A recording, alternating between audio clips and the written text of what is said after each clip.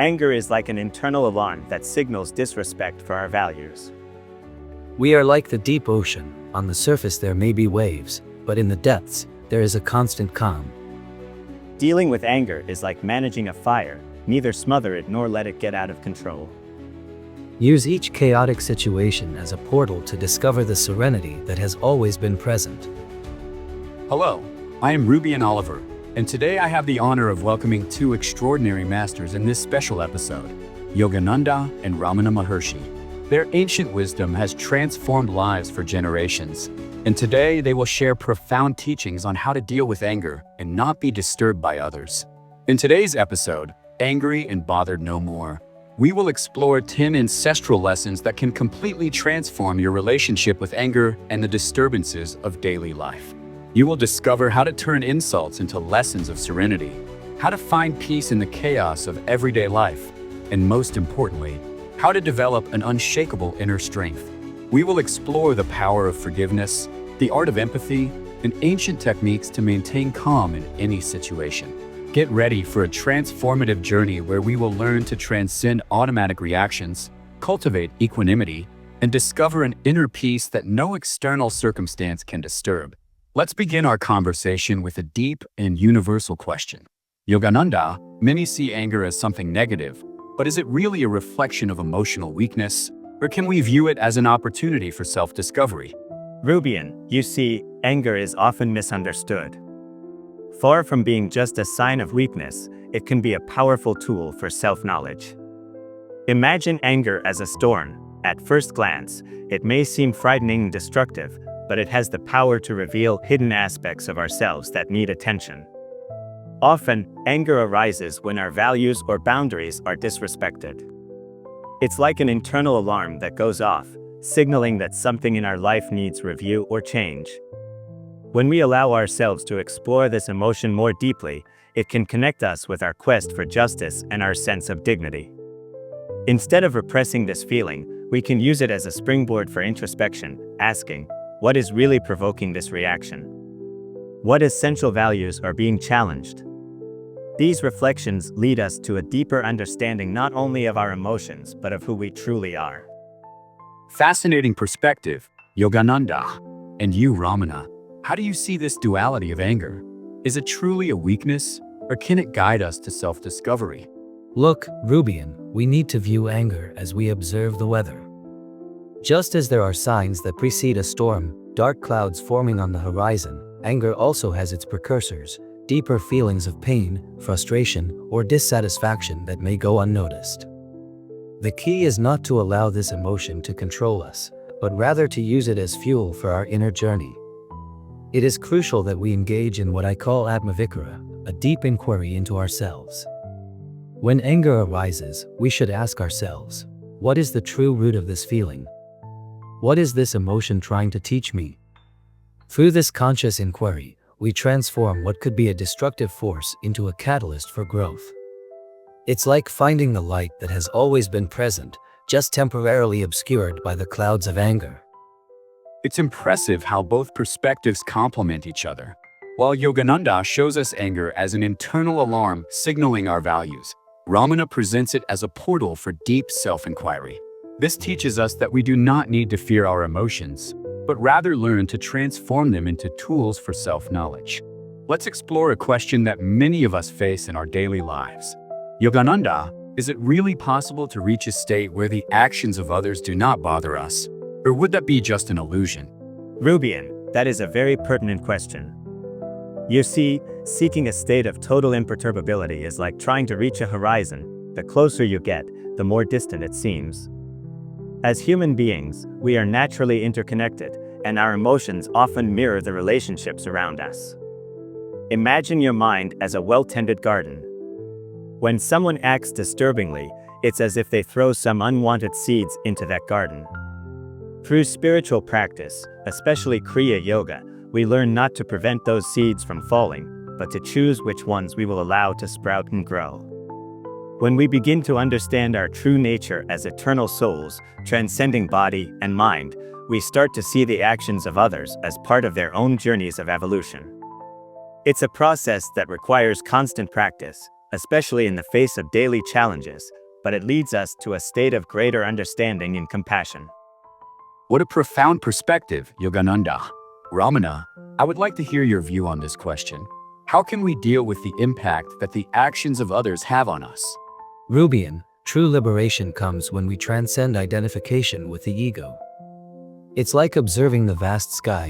Clouds may pass, some dark and stormy, others light and clear, but the sky itself remains unchanged, unperturbed in its essential nature. When we identify with the ego, we become trapped in the dualities of life, making ourselves vulnerable to the opinions and actions of others. But by understanding our true nature, we realize that we are like the deep ocean. On the surface there may be waves, but in the depths, there is a constant and unshakable calm. What others do only has power over our inner peace when we allow our happiness to depend on external circumstances. By recognizing the self as a reality beyond forms and actions, we achieve a natural state of equanimity.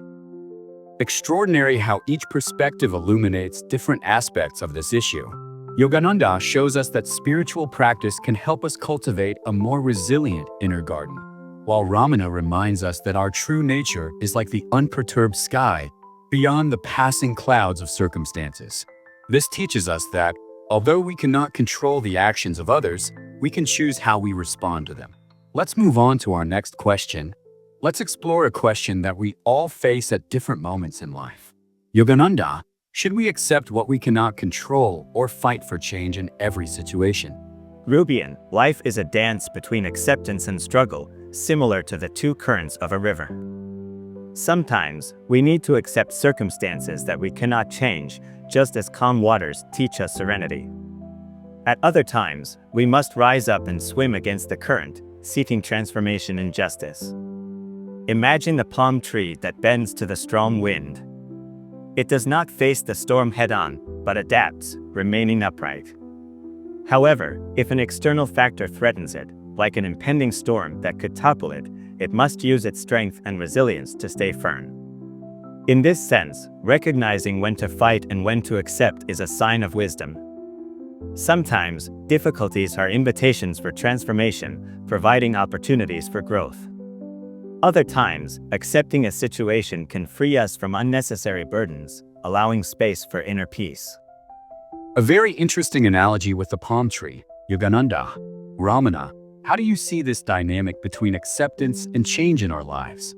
Look, Rubian, this duality between accepting and fighting needs to be viewed through a deeper lens. Our tendency is to try to shape the world around us, creating resistance when situations do not unfold as we would like. However, this can be a form of ignorance that prevents us from recognizing our true nature. Think of an experienced navigator. He knows he cannot control the winds or the tides, but he can adjust his sails and use his wisdom to navigate in any condition. Our only real struggle should be against identification with the ego and its limitations, which keeps us trapped in the illusions of control and desire. By accepting what we cannot change, we free ourselves from a cycle of suffering, allowing inner wisdom to emerge. True transformation happens when we are able to see beyond dualities and appearances, recognizing that we are, in essence, what transcends all external circumstances. What depth in both perspectives! Yogananda shows us how life is a dance between acceptance and action, while Ramana reminds us that true wisdom lies in transcending this very duality. It makes me think that perhaps the question is not so much about choosing between accepting or fighting, but about developing the wisdom to navigate between these two forces with grace and discernment. Let's continue our exploration. Let's address a question that we all face at some point. Yogananda, how can we transform an insult into a true lesson of serenity? Rubian, transforming an insult into serenity is an art that requires practice and wisdom. Imagine a serene lake. When a stone is thrown, waves form, but eventually, the surface returns to its natural calm. So are we in the face of insults. The first step is to take a step back, take a deep breath, and observe the emotional waves that arise within us. Instead of reacting impulsively, we can use this moment for self-knowledge, asking ourselves, what does this say about me? Is there a truth here that I need to consider? Kriya Yoga teaches us about controlling the mind. Each insult carries with it a seed of growth. It can be an opportunity to recognize something within us that needs attention or transformation. True serenity is not about not feeling, but about choosing how to respond. Ultimately, we can develop compassion for those who insult us, recognizing that, often, people project their own insecurities and pain. Thus, we transform a moment of conflict into a stepping stone on our spiritual journey. What a transformative perspective, Yogananda. Ramana, how do you see this art of turning insults into opportunities for growth? Look, Rubian, it's like learning to dance in the rain instead of waiting for the storm to pass. The insult is often a reflection of the internal state of the one who utters it, not a truth about ourselves. The practice of Atmavikara, or self-inquiry, is fundamental in this process. We must ask ourselves, who am I beyond these words? This helps us transcend the superficiality of the wounded ego and find our true essence. It's like a flower that, even when trampled, still manages to bloom. The insult can become a silent teacher, guiding us beyond the ego, towards the serenity of being. When we look deeper, we can transform the offense into compassion, recognizing the pain or discomfort that lies behind harsh words. What beautiful complementary perspectives. It made me realize that insults are like mirrors. They can show us as much about ourselves as about the one who utters them. While Yogananda teaches us the importance of conscious response, Ramana reminds us that our true nature is beyond the words directed at us. It's a profound lesson on how to transform adversity into spiritual growth. Let's continue our journey. Let's explore a profound question about human nature. Yogananda, is forgiveness an act of greatness or a way to free ourselves from pain? Rubian, forgiveness is like releasing an anchor that prevents us from sailing freely through the seas of life. It is not just a noble gesture, but a vital necessity for our own liberation. When we carry resentments, it's as if we are walking a trail in the forest with heavy stones in our backpack. Each unforgiven hurt is another weight that hinders our journey. True forgiveness is not just a gift we offer to others, but a precious gift we give to ourselves. As we remove these stones of resentment from our backpack, our walk becomes lighter, clearer, and more meaningful. This process elevates us and reveals an inner nobility that transforms pain into freedom. It is through forgiveness that we open space in our hearts for deeper love and a more authentic connection with our essence, making it both an act of greatness and an essential path to our spiritual evolution. What a powerful metaphor about the stones in the backpack. Yogananda, Ramana, how do you see this duality between greatness and liberation in the act of forgiveness? Rubian, forgiveness is like a river that flows naturally, removing the obstacles in its path. When we cling to grievances, we create barriers that prevent the natural flow of our consciousness, making the waters of our existence turbulent and agitated. True forgiveness is not just a moral act or a demonstration of superiority, it is a profound movement of recognizing our true nature. When we forgive, we are not only freeing the other, but primarily freeing ourselves from the chains that bind us to the past and to suffering. It is through forgiveness that we transcend the limitations of the ego and reconnect with our universal essence. Thus, we find not only personal relief but also move towards our natural state of being, a state of love, compassion, and true freedom. What transformative reflections! It's fascinating how both views show us that forgiveness is simultaneously an act of liberation and greatness. While Yogananda presents the idea of relieving the weight of our journey, Ramana reminds us that it is a path to reconnecting with our deepest essence. This shows us that by forgiving, we not only free ourselves from the past, but also allow ourselves to flow naturally towards who we truly are. Let's continue exploring. A very practical question now, affecting our daily lives. Yogananda, how can we find peace in inevitably chaotic situations, like traffic or lines? Rubian, finding peace in chaos is truly a valuable spiritual exercise. Imagine you are stuck in traffic, surrounded by honking and impatience. Instead of diving into the collective frustration, you have a unique opportunity to practice serenity. The key is to take an internal pause and connect with your breath. It's as if you create a bubble of tranquility amidst the storm. Each inhale brings clarity, each exhale releases tension. These seemingly irritating moments can transform into precious opportunities for self-knowledge. During a wait in line, for example, practice gratitude. Cultivate your inner garden, reflect on the blessings in your life, the people you love, the experiences that have enriched you. Transform these moments into mini meditative retreats, where you can reaffirm your spiritual goals and cultivate serenity.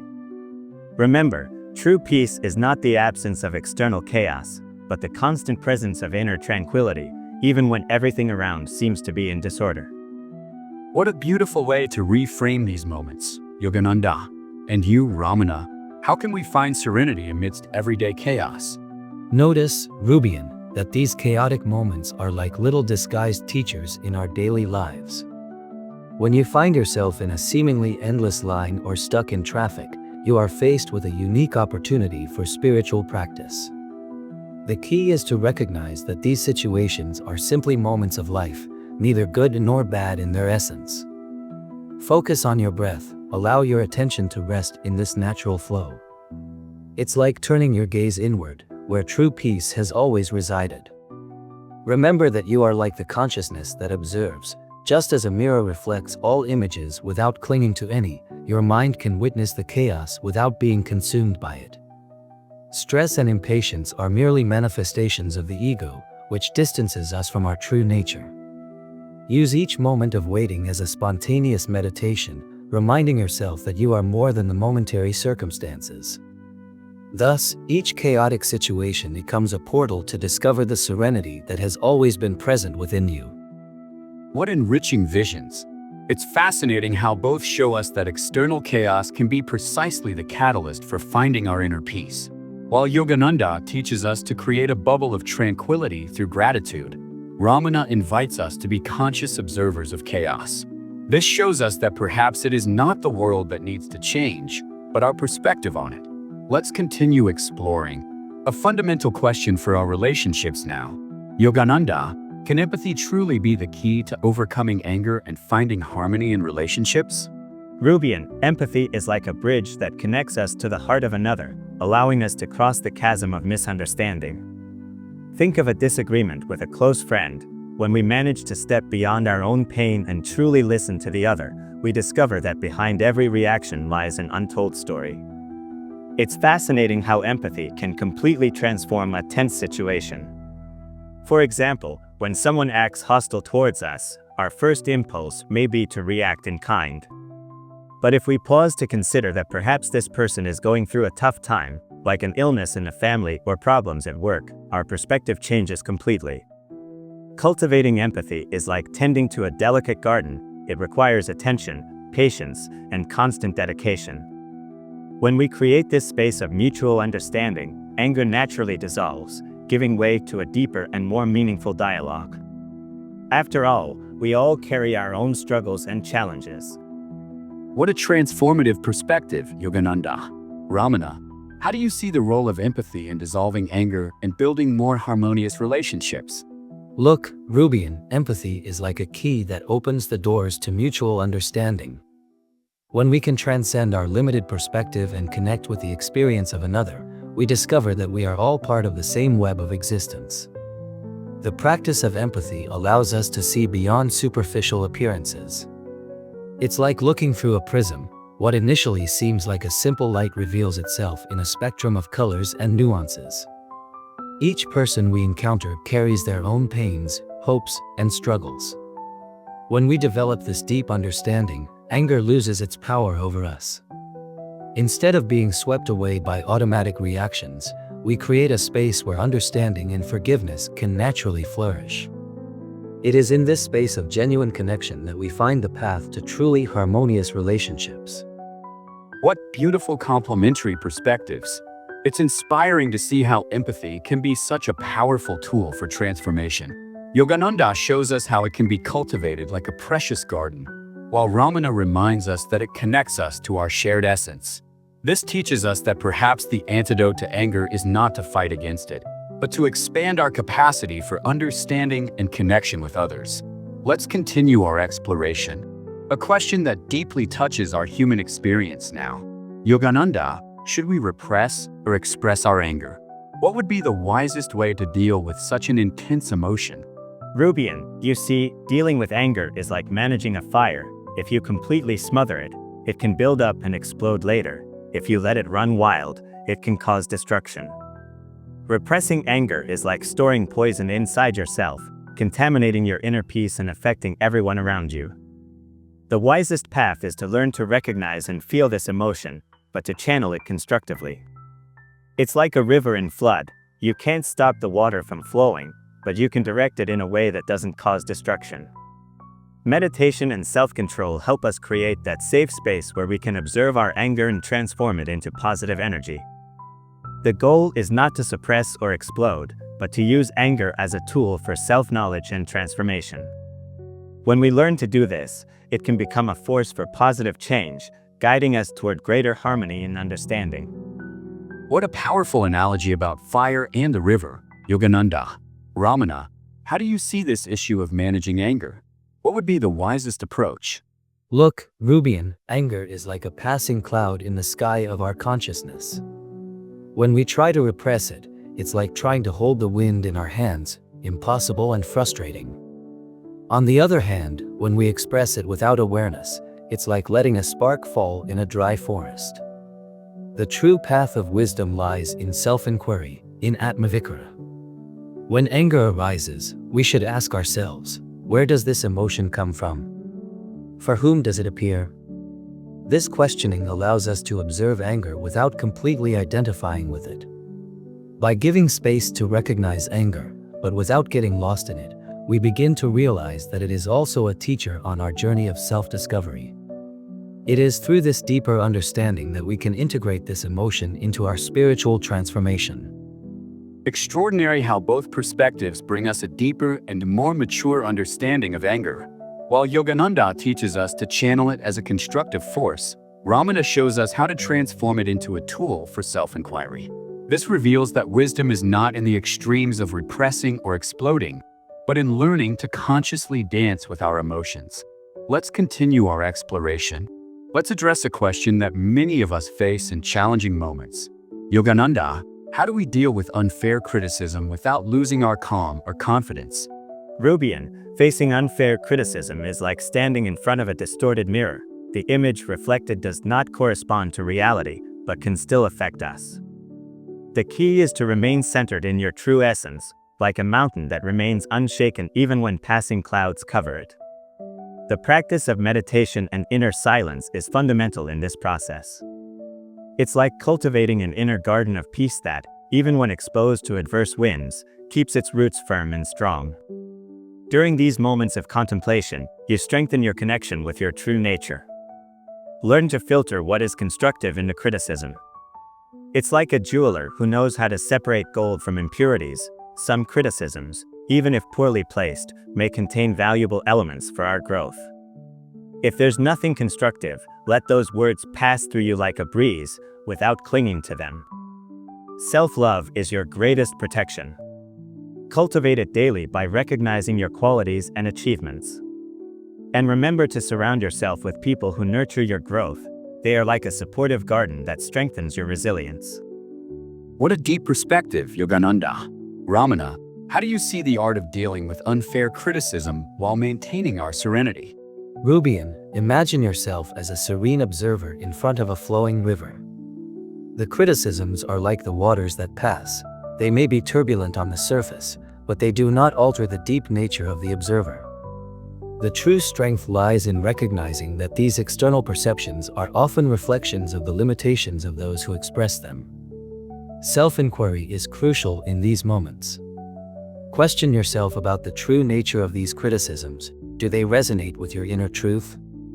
If not, let them flow like leaves carried by the current. If there's something to learn, accept it with humility, transforming even unfair criticisms into opportunities for growth. Stay firm in your essence, for the greatest challenge is not the criticisms themselves, but our identification with the ego that feels hurt by them. Develop the art of observing these situations from a place of inner peace, transforming each criticism into a stepping stone on your journey of evolution. Fascinating how each perspective illuminates different aspects of this issue. While Yogananda teaches us the importance of a well-cultivated inner garden, Ramana invites us to be like serene observers in front of the river of life. This shows us that our true strength is not in defending ourselves from criticism, but in transcending our identification with it. Let's continue our journey. A question that touches on a delicate aspect of human behavior. Yogananda, is indifference to others' behavior a demonstration of strength or insensitivity? Rubian, this is a question that deserves careful analysis. Indifference is like a two-faced mirror. It can reflect both inner strength and insensitivity, depending on its origin and intention.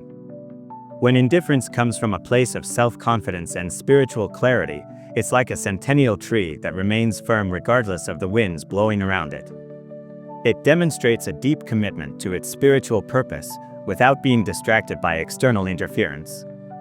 However, we need to be careful that this indifference does not become a mask for a lack of empathy. It's like a heart that, in protecting itself too much, can become an impenetrable fortress, strong on the outside, but isolated on the inside. The true challenge lies in balancing inner strength with the ability to connect and understand others.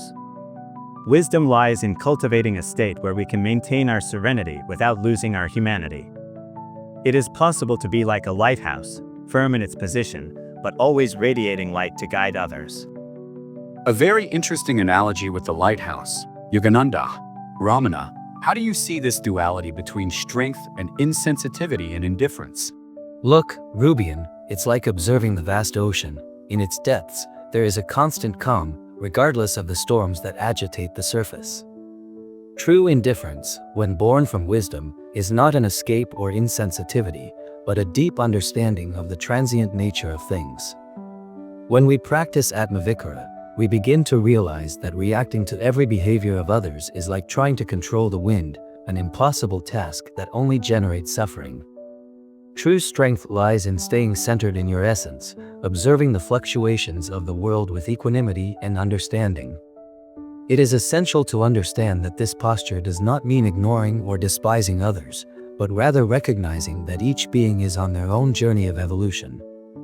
Thus, we maintain our inner peace without losing the capacity for compassion and understanding. What enlightening perspectives!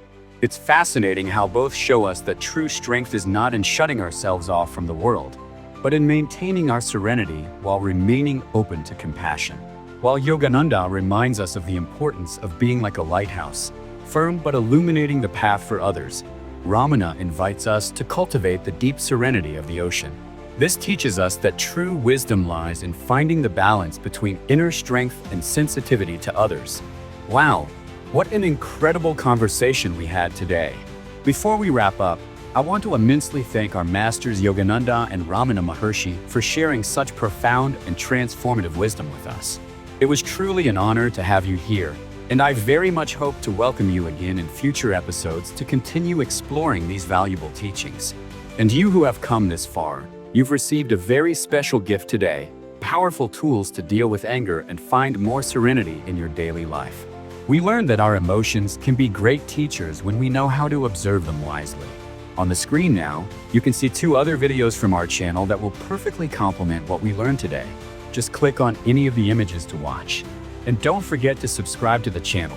Every week we bring transformative content like this, which can help you find more peace and balance in your life. Just click the subscribe button and activate the bell so you don't miss any video. Thank you for watching until now, and I wish you to be free from everything that takes away your peace.